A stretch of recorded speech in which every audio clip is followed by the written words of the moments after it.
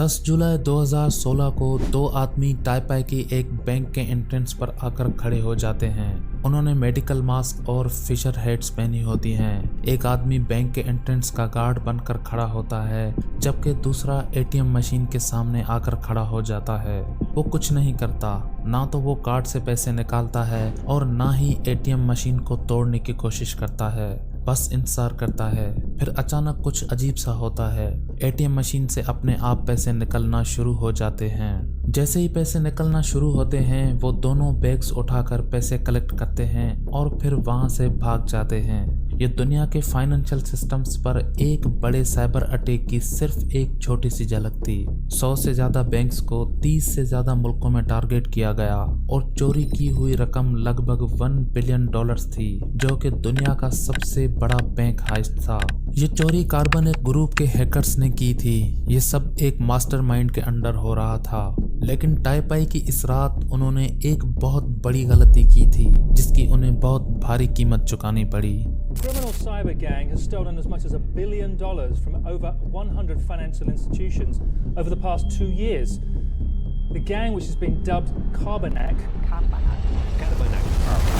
8 अप्रैल 2014 को मैक्सिम एक Ukrainian bank में नॉर्मल दिन की तरह काम कर रहा था। वो एक मेहनती और इज्जतदार एम्प्लॉय था, लेकिन उसकी एक बुरी आदत थी। वो अपने कंप्यूटर की विंडोज कभी भी अपडेट नहीं करता था। उसी दिन सुबह जब वो अपनी कॉफी पी रहा था, उसके कलीग सर्गी का एक ईमेल आया। ईमेल के साथ एक वर्ड डॉक्यूमेंट अटैच था, जिसमें लिखा था कि ये फेडरल लॉ 115 से रिलेटेड है और इसे 21 जुलाई 2014 तक फॉलो करना जरूरी है। मैक्सिम ने डॉक्यूमेंट खोला, हल्का सा देखा, फिर बंद कर दिया। उसके लिए ये एक आम दिन था और वो अपने काम में मसरूफ हो गया। कुछ महीने बाद मैक्सिम एक मीटिंग में था जब उसका बॉस परेशान लग रहा था। बैंक के कुछ एटीएम्स अचानक खुद से पैसे निकाल रहे थे। जैसे कोई आदमी वहां जाता, बिना कार्ड डाले पैसे मिल जाते। ये एक साइबर अटैक था। बैंक ने मसला समझने के लिए साइबर सिक्योरिटी कंपनी कैस्परस्की को हायर किया। कैस्परस्की का एक एक्सपर्ट बैंक पहुंचता है और अफेक्टेड एटीएम्स की हार्ड ड्राइव चेक करता है, लेकिन हैरानी की बात यह थी कि कोई सस्पिशियस फाइल या एक्टिविटी नहीं मिली। कोई वायरस, मेलवेयर या अनयूजुअल सिग्नल तक नहीं मिलता है। कुछ महीने बाद कैस्परस्की को एक और साइबर अटैक की खबर मिलती है। रात के 3 बजे एक रशियन बैंक के अकाउंट मैनेजर की कॉल आती है। जब कैस्परस्की का एक्सपर्ट रशिया के उस बैंक में पहुंचता है, तो वहां का आईटी एडमिनिस्ट्रेटर घबराया हुआ होता है। किसी ने उनके डोमेन कंट्रोलर का कंट्रोल ले लिया था। डोमेन कंट्रोलर एक तरह से बैंक का मेन सर्वर होता है। अगर कोई उसका कंट्रोल ले ले तो वो पूरा नेटवर्क कंट्रोल कर सकता है। लेकिन वहां पर एक ऐसी चीज मिली जिसने सबको हैरान कर दिया।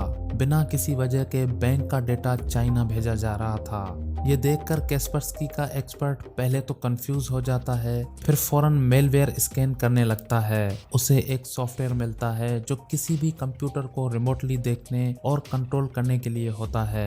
एक्सपर्ट एक वर्ड डॉक्यूमेंट खोलता है और रशियन में लिखता है हेलो।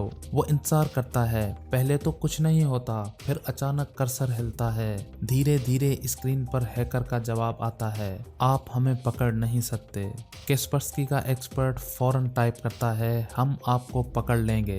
हैकर का जवाब फिर आता है, नहीं, आप कभी नहीं पकड़ सकते। अब ये सिर्फ एक साइबर अटैक नहीं रहा, बल्कि एक छुप छुप के चलने वाली जंग बन चुकी थी। कैस्परस्की की टीम मेलवेयर ढूंढने में लगी होती है। आखिरकार उन्हें एक वायरस मिलता है जो एक पुराने वायरस गार्बर ट्रोजन से मिलता जुलता है। इस मेलवेयर का एक फाइल एनोनिक नाम से होता है। इस वजह से टीम इसका नाम कार्बनिक रख देती है। रशियन बैंक के अटैक ने कैस्परस्की की टीम को एक नया क्लू दिया। अब उन्हें समझ आता है कि यूक्रेन के हैक्ड एटीएम्स का भी इसी हैकिंग ग्रुप से ताल्लुक है। अब उन्हें पूरा तरीका समझ आ जाता है कि ये हैकर्स कैसे काम कर रहे हैं। अब वक्त में थोड़ा पीछे चलते हैं।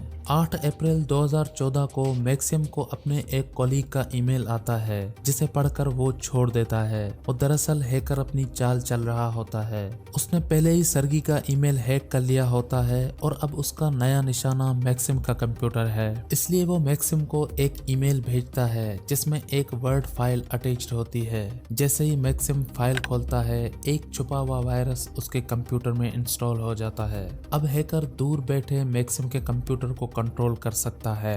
हैकर अपनी चाल मजीद आगे बढ़ाते हुए वो मैक्सिम के कंप्यूटर पर एक स्पेशल सॉफ्टवेयर इंस्टॉल कर देता है जो उसके सिस्टम को स्लो कर देता है।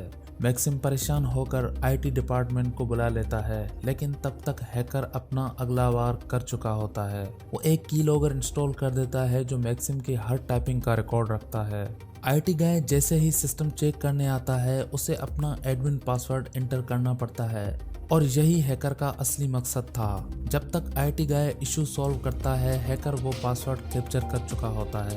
अब हैकर बैंक के डोमेन कंट्रोलर तक पहुंचने की कोशिश करता है। वो एडमिन पासवर्ड एंटर करता है और उसे एक्सेस मिल जाता है। अब हैकर के पास बैंक के पूरे नेटवर्क का कंट्रोल होता है, लेकिन वो फौरन अटैक नहीं करता। वो कुछ महीने तक चुपके से एम्प्लॉयज की ट्रांजैक्शन ऑब्जर्व करता है, ये देखने के लिए कि पैसे ट्रांसफर का सिस्टम कैसे काम करता है। जब उसे पूरी तरह समझ आता है तब वो अपना फाइनल मूव करता है और बैंक से करोड़ों रुपए उड़ा लेता है। कार्बन एक ग्रुप ने 3 अलग तरीके अपनाए।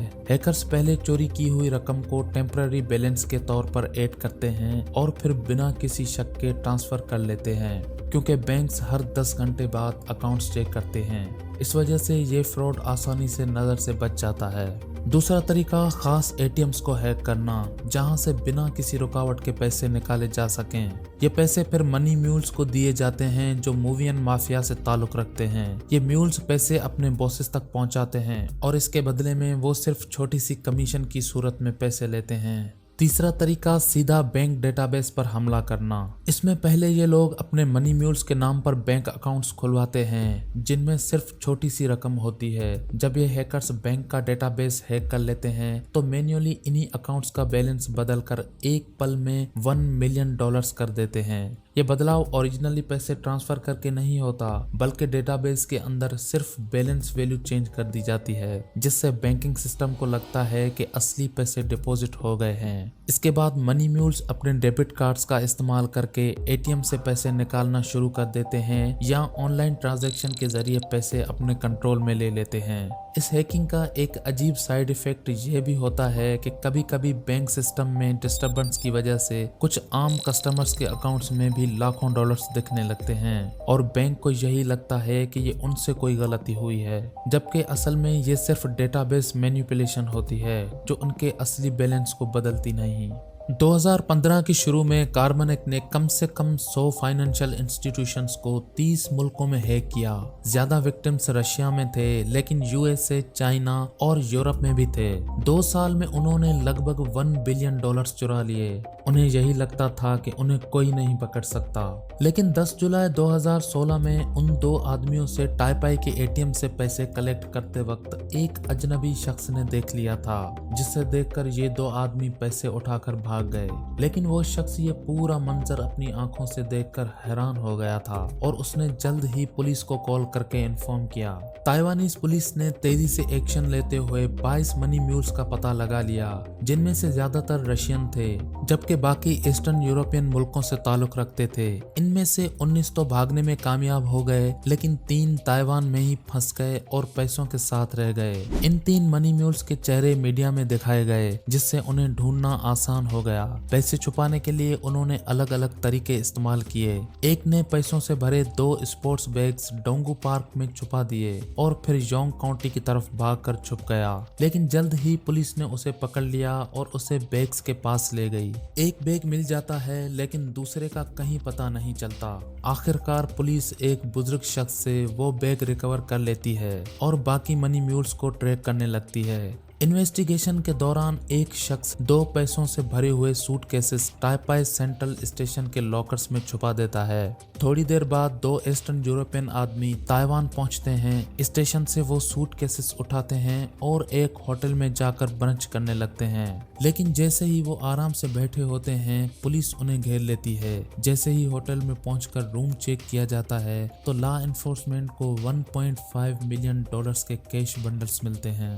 ताइवानीज पुलिस 90% चोरी की हुई रकम रिकवर कर लेती है और 3 मनी म्यूल्स को 4 साल से ज्यादा की सजा होती है। ये लोग सिर्फ लो लेवल ऑपरेटिव्स थे, लेकिन उनके फोन से कैश स्टैक्स की तस्वीर और ईमेल्स बरामद होती हैं, जो कार्बन एक ग्रुप के सस्पेक्टेड हेड से आई हुई होती हैं। Europol, FBI, cyber security companies और मुख्तलिफ ममालिक की अथॉरिटीज मिलकर कार्बनेक के मास्टरमाइंड को ढूंढने के लिए दिन रात मेहनत करती हैं। लेकिन किसी को ये अंदाजा नहीं था कि जिस शख्स को वो ढूंढ रहे थे वो दुनिया के दूसरे कोने में ऐशो आराम की जिंदगी गुजार रहा था। 6 मार्च 2018 को स्पेन के एलिकेंटी सिटी में एक यूक्रेनियन शख्स जो दुनिया की नज़रों से दूर रहते हुए अपनी फैमिली के साथ एक आम सी जिंदगी गुजार रहा होता है। वो घर से कम ही निकलता है और अक्सर अपने कंप्यूटर स्क्रीन के सामने घंटों गुजार देता है। आज भी हर दिन की तरह वो कोडिंग में मसरूफ है और नए मेलवेयर डिजाइन कर रहा है। ये आदमी अपने काम में बेहतरीन है, इतना माहिर कि अपनी पहचान छुपाने के लिए हर चीज बिटकॉइन से खरीदता है। उस वक्त उसके पास 15,000 बिटकॉइंस थे जो 2018 के हिसाब से 162 मिलियन डॉलर्स थे और आज के दौर में 1 बिलियन डॉलर से भी ज्यादा होते। लेकिन हर चीज क्रिप्टो से नहीं खरीदी जा सकती। घर, गाड़ी और लग्जरी चीजें अब भी असल पैसा मांगती हैं और जैसे ही उसने बिटकॉइन को असल पैसों में बदलने की कोशिश की उसकी सबसे बड़ी गलती सामने आ गई। पुलिस ने फाइनेंशियल ट्रांजैक्शन का पीछा करते हुए हर छोटी से छोटी डिटेल को जोड़ा और आखिरकार उसके असल वजूद तक पहुंच ही गई। जब पुलिस उसके दरवाजे तक पहुंची वो बिल्कुल बेखबर था। जैसे ही उसने दरवाजा खोला अथॉरिटीज अंदर दाखिल हुई। फॉरेंसिक टीम की नजर एक खुले हुए अनलॉक्ड लैपटॉप पर पड़ी जो उसके खिलाफ सबसे बड़ा सबूत साबित हुआ।